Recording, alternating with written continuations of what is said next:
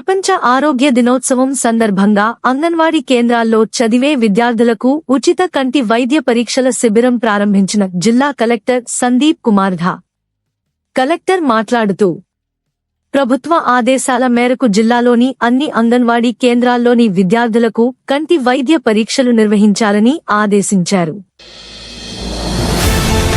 ప్రజావాణిలో వచ్చే సమస్యలు పరిష్కరిస్తున్నామని కలెక్టర్ సందీప్ కుమార్ ఝా తెలిపారు. జిల్లా సమీకృత కార్యాలయాల సముదాయంలో సోమవారం ప్రజావాణి నిర్వహించి కలెక్టర్, అదనపు కలెక్టర్ ఖీమ్యా నాయక్ ప్రజల నుంచి దరఖాస్తులు స్వీకరించారు.